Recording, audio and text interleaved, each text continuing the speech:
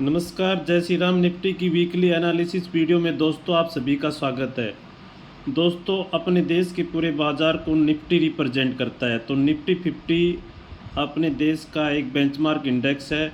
अगर हमने इस चार्ट को ठीक से समझ लिया तो मान के चलिए बाज़ार की डायरेक्शन और दिशा सब हमको समझ आने लगेगी। तो हम निफ्टी के चार्ट का एक गहन अध्ययन करेंगे इस सप्ताह। तो वीडियो को अंत तक ज़रूर देखिएगा। ये वीडियो का मंथली चार्ट है। मंथली चार्ट्स पर हम देख रहे हैं तो इस चार्ट्स पे डबल टॉप नज़र आ रहा है। एक टॉप ये और दूसरा टॉप ये। और ये जो डबल टॉप पैटर्न है ये एक्टिव कब होएगा? जब ये वाला जो स्तर है 22,000 का, 22,000 के नीचे की मंथली क्लोजिंग आएगी, तब ये मंथली चार्ट पे डबल टॉप पैटर्न का ब्रेकडाउन होगा। जब तक निफ्टी 22,000 होल्ड कर रहा है तो कोई चिंता की बात नहीं है। तो ये निफ्टी 50 का जो मंथली चार्ट इस महीने का जो मंथ है वो बड़ी गिरावट के साथ बंद होता दिख रहा है। लगभग 10% की गिरावट इस महीने में निफ्टी के चार्ट पे देखी गई है। एक ड्राउनिंग मंथली कैंडल इस चार्ट पे बनी है, लेकिन ये ज़रूरी नहीं है कि आगे भी इसी तरह गिरावट हो, क्योंकि ऐसी देखो ये वाली जो कैंडल है 1 फरवरी 2025 की, ये भी लगभग 6% की गिरावट की बनी थी, लेकिन अगले महीने एक अच्छा रिवर्सल आ गया था, पुल बैक आ गया था। लेकिन इस बार की जो कैंडल है वो 6% की बजाय 10% की गिरावट की है। तो ये थोड़ी डरावनी ज़रूर है, लेकिन जब तक 22,000 होल्ड कर रहा है तो हमें डरने घबराने की ज़रूरत नहीं है। और अब देखते हैं निफ्टी का वीकली चार्ट। निफ्टी के वीकली चार्ट्स पे ये जो 24,300 का स्तर है, जो ऊपर वो एक काली रेखा है 24,300 पे, यानी ये जो वाली रेखा है 24,300 पे, ये जब से ब्रेकडाउन हुआ है उसके बाद से निफ्टी में लगातार गिरावट जारी है। ये जो 24,300 का जो ब्रेकडाउन हुआ था उसके बाद निफ्टी में लगातार 2-3 सप्ताह से गिरावट जारी है। और अब 2 सप्ताह से निफ्टी ने एक तरह की डोजी कैंडल्स यानी इनडिसीजन कैंडल्स बनाई है।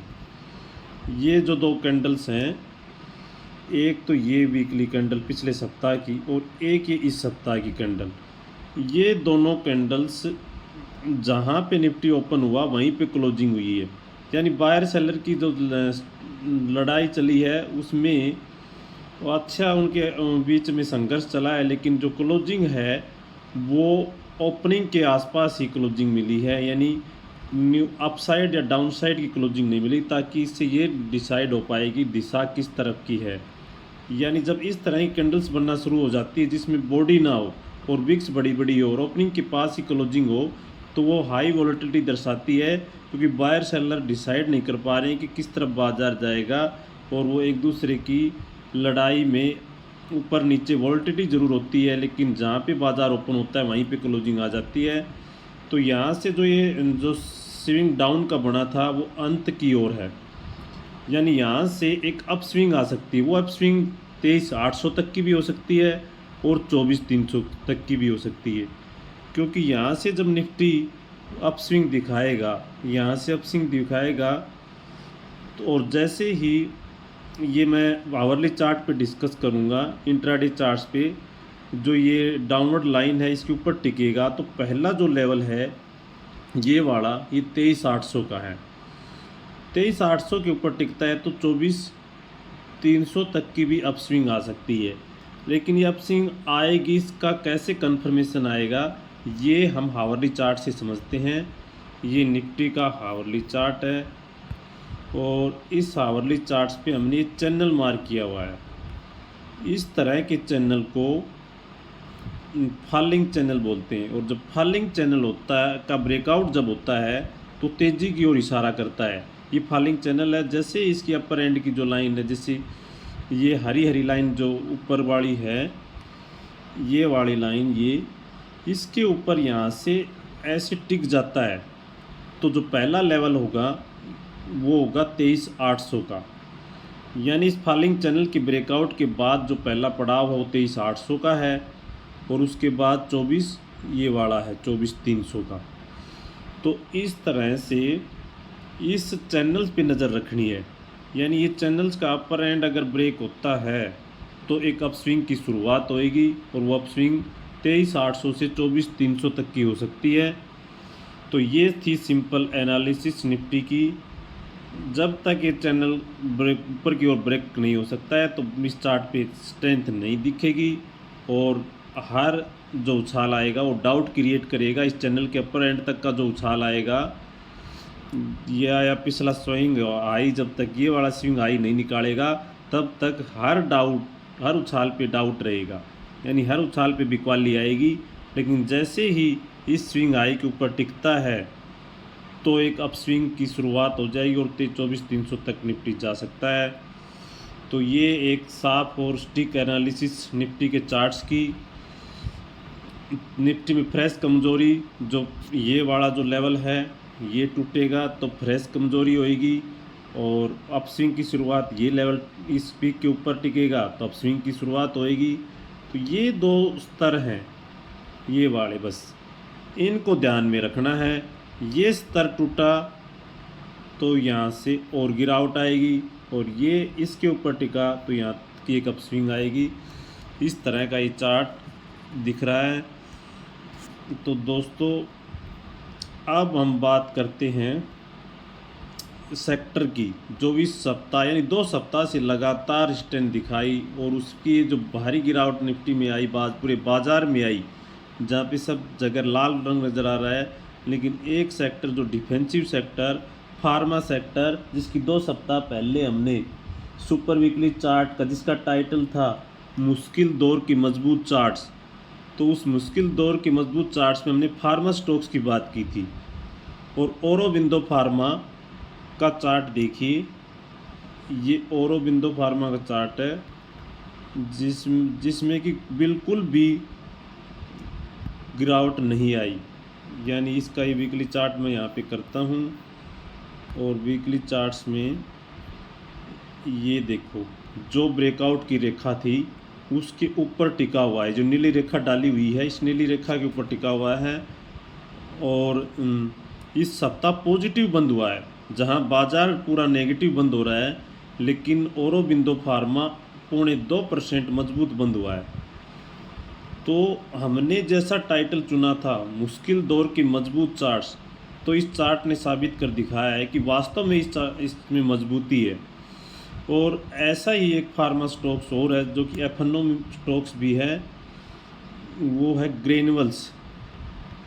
ये ग्रेन्युअल्स का चार्ट है, ग्रेन्युअल्स इंडिया लिमिटेड। अब इस चार्ट्स पे देखिए, इस चार्ट पे भी जो नीली रेखा है इसके ऊपर इसने एक बड़ा ब्रेकआउट इस सप्ताह दिया है, और इस सप्ताह इसमें 5.5% की तेज़ी रही है। यानी कि इस पे आप गौर से देखोगे तो एक पैटर्न भी नज़र आएगा, और इस पैटर्न का स्ट्राइक रेट बहुत ज़्यादा है। ये देखिए, इस पे inverse head and shoulder pattern है, ये लेफ़्ट शोल्डर, ये हेड और ये राइट शोल्डर, और जिसका ब्रेकआउट इस सप्ताह आता हुआ दिख रहा है। और अब इसके लिए जो नेक्स्ट पड़ाव है वो ये वाली पीक है, और ये वाली जो पीक है ये लगभग यहाँ पे है 722 का स्तर है, यानी 622 से 722, 100 पॉइंट की रैली इस चार्ट पे आने वाले समय में, आने वाले कुछ सप्ताहों में दिख सकती है। हम सब वीकली चार्ट देख रहे हैं, तो कुछ आने वाले वीक्स में इसमें 722 के स्तर भी इस चार्ट पे आ सकते हैं। तो बेहद शानदार वीकली चार्ट ग्रेन्युअल्स इंडिया लिमिटेड का।